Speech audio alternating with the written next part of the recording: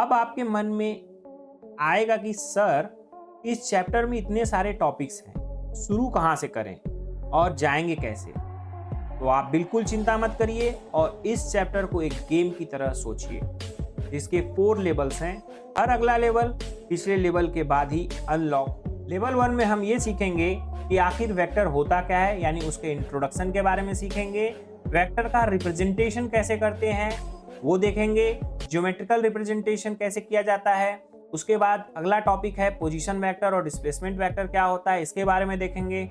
उसी में भी हम एवरेज वेलोसिटी, इंस्टेंटेनियस वेलोसिटी के बारे में डिस्कस करेंगे और एक्सेलरेशन में भी हम एवरेज एक्सेलरेशन और इंस्टेंटेनियस एक्सेलरेशन के बारे में डिस्कस करेंगे। वेलोसिटी का जो एप्लीकेशन है, जैसे Rain Man problem, river boat problem, aircraft wind problems, ये सारे क्वेश्चन हमारे बोर्ड के एग्जाम और कॉम्पिटिटिव एग्जाम में काफी पूछे जाते हैं। अभी तक हम सफलतापूर्वक 2 लेवल्स क्रॉस कर चुके हैं।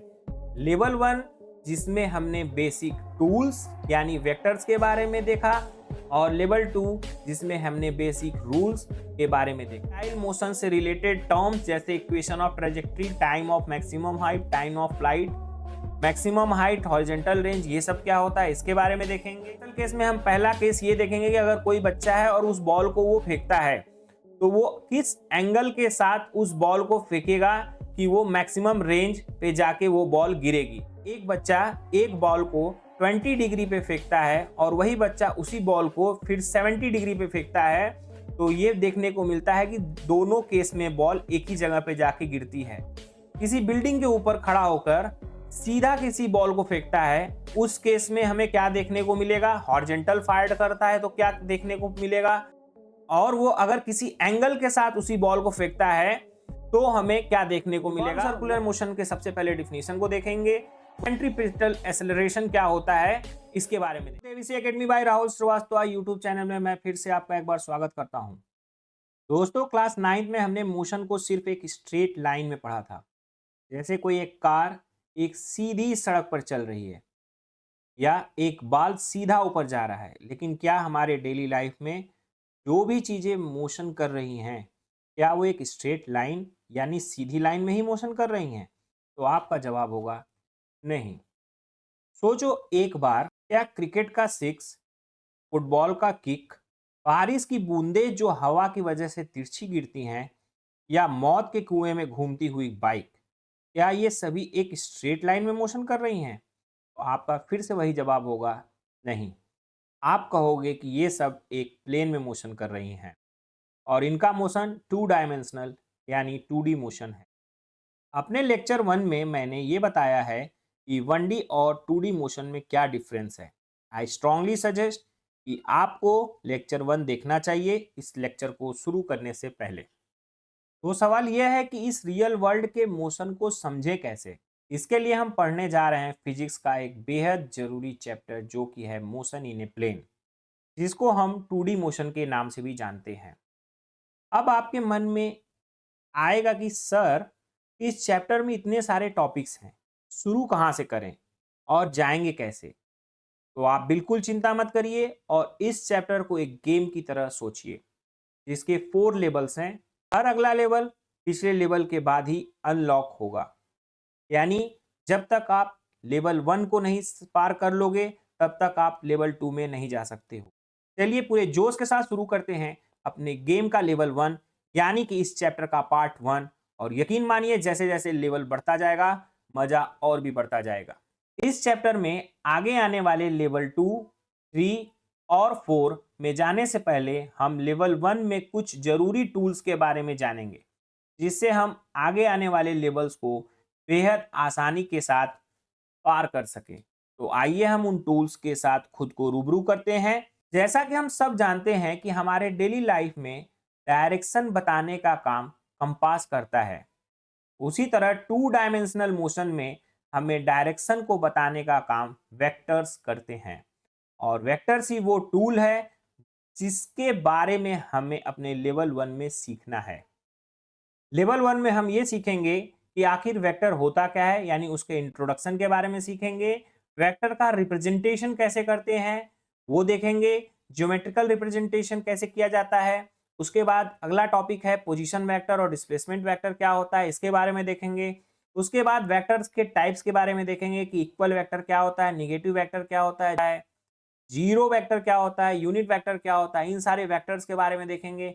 फिर वेक्टर के ऑपरेशंस के बारे में, यानी वेक्टर का एडिशन और सब्सट्रैक्शन कैसे करते हैं, वेक्टर का मल्टीप्लिकेशन कैसे करते हैं, एडिशन और सब्सट्रैक्शन करने के दो डिफरेंट मेथड्स हैं, उन मेथड्स को देखेंगे। ग्राफिकल मेथड्स क्या है, एनालिटिकल मेथड क्या है। ग्राफिकल मेथड्स में भी 3 मेथड्स हैं, ट्रायंगल लॉ, पैरेललोग्राम लॉ और पॉलीगन लॉ, इनके बारे में देखेंगे। उसके बाद हम वेक्टर के रिजोल्यूशन ऑफ वेक्टर के बारे में देखेंगे कि आखिर रिजोल्यूशन ऑफ वेक्टर है क्या और उसके रेक्टेंगुलर कंपोनेंट्स क्या होते हैं। वेक्टर के रिजोल्यूशन में हम ये देखेंगे कि जैसा कि हमने लेक्चर 1 में देखा था कि हमें 2D मोशन में दो वेलोसिटी यानी हॉरिजॉन्टल वेलोसिटी, वर्टिकल वेलोसिटी और दो एक्सेलरेशन यानी हॉरिजॉन्टल एक्सेलरेशन और वर्टिकल एक्सेलरेशन के साथ एक साथ डील करना पड़ेगा। इस वजह से हमें वेक्टर का रिजोल्यूशन करना आना चाहिए, जो कि हम इस टॉपिक में देखेंगे। इसके बाद जो लास्ट टॉपिक है मल्टीप्लिकेशन ऑफ टू वेक्टर्स, इसके बारे में हम देखेंगे, जिसमें हम स्केलर प्रोडक्ट और वेक्टर प्रोडक्ट निकालना सीखेंगे। वेक्टर इस चैप्टर का फाउंडेशन है, इसके बिना हम आगे के लेवल्स में जाने का सोच भी नहीं सकते। अब आइए चलते हैं अपने लेवल 2 की तरफ। लेवल 2 में हम kinematics of motion in a plane के बारे में पढ़ेंगे। अब जैसा कि हमने लेवल 1 में वेक्टर टूल्स को सीख लिया है, तो अब हम इस इलाके में कैसे चलना है, इसके कुछ बेसिक नियम यानी बेसिक रूल्स को सीखेंगे। लेवल 1 में हमने टूल्स सीखा था, लेवल 2 में हम रूल्स सीखेंगे। हम वही पुराने डिस्प्लेसमेंट, वेलोसिटी और एक्सेलरेशन के बारे में ही पढ़ेंगे जो हमने अपने क्लास 9th में पढ़ा था, लेकिन अब हम इन्हें अपने नए वेक्टर टूल्स के साथ 2D में कैसे अप्लाई करते हैं वो हम अपने लेवल 2 में सीखेंगे। लेवल 2 में हम velocity, acceleration in 2D motion के बारे में देखेंगे। वेलोसिटी में भी हम एवरेज वेलोसिटी, इंस्टेंटेनियस वेलोसिटी के बारे में डिस्कस करेंगे और एक्सेलरेशन में भी हम एवरेज एक्सेलरेशन और इंस्टेंटेनियस एक्सेलरेशन के बारे में डिस्कस करेंगे। और उसके बाद मोशन इन प्लेन विथ और कांस्टेंट एक्सेलरेशन, ये जो काइनेमेटिक्स इक्वेशन है जो कि हमने क्लास 9 में 3 मोशन के इक्वेशन पढ़े थे, उसको हम वेक्टर टूल का यूज करके फिर से देखेंगे कि उनका यूज कैसे करना है, और इन्हीं इक्वेशन में वेक्टर टूल्स का यूज करके हम इसी फार्मूलाज को 2D मोशन में यूज कैसे करेंगे ये देखेंगे। उसके बाद रिलेटिव वेलोसिटी इन 2D मोशन के बारे में पढ़ेंगे कि आखिर इसका कंसेप्ट क्या है, फार्मूला क्या है और एप्लीकेशन क्या है। रिलेटिव वेलोसिटी का जो एप्लीकेशन है, जैसे Rain Man problem, river boat problem, aircraft wind problems, ये सारे क्वेश्चन हमारे बोर्ड के एग्जाम और कॉम्पिटिटिव एग्जाम में काफी पूछे जाती हैं। इस प्रोस्पेक्ट से हम ये कह सकते हैं कि ये टॉपिक जो रिलेटिव वेलोसिटी इन 2D मोशन है एक इंपॉर्टेंट टॉपिक है। अब आते हैं अपने लेवल 3 पर। अभी तक हम सफलतापूर्वक 2 लेवल्स क्रॉस कर चुके हैं। लेवल 1 जिसमें हमने बेसिक टूल्स यानी वेक्टर्स के बारे में देखा, और लेवल 2 जिसमें हमने बेसिक रूल्स के बारे में देखा। अब हम इन बेसिक टूल्स और बेसिक रूल्स का इस्तेमाल अपने 2 स्पेशल मिशन यानी लेवल 3 और लेवल 4 के कंसेप्ट को समझने के लिए करेंगे। लेवल 3 में हम अपने फर्स्ट स्पेशल मिशन पर निकलेंगे, जिसका नाम है प्रोजेक्टाइल मोशन। ये 2D मोशन का सबसे कॉमन और इंपॉर्टेंट एप्लीकेशन है। यहाँ हम एक बॉल को फेंकने से लेकर एक मिसाइल के पाथ तक सब कुछ कवर करेंगे। प्रोजेक्टाइल मोशन में हम उसके इंट्रोडक्शन, डिफिनीशन, एजम्पशंस के बारे में देखेंगे और प्रोजेक्टाइल मोशन से रिलेटेड टर्म्स जैसे equation of trajectory, time of maximum height, time of flight, maximum height, horizontal range, ये सब क्या होता है इसके बारे में देखेंगे। फिर उसके बाद देखेंगे प्रिंसिपल ऑफ इंडिपेंडेंस क्या होता है। उसके बाद कुछ प्रोजेक्टाइल मोशन के स्पेशल केसेस के बारे में हम यहाँ पे डिस्कस करेंगे। स्पेशल केस में हम पहला केस ये देखेंगे कि अगर कोई बच्चा है और उस बॉल को वो फेंकता है, तो वो किस एंगल के साथ उस बॉल को फेंकेगा कि वो मैक्सिमम रेंज पे जाके वो बॉल गिरेगी, यानी कि कंडीशन फॉर मैक्सिमम रेंज के बारे में डिस्कस करेंगे। उसके बाद जो दूसरा इसका स्पेशल केस है, same range for complementary angle.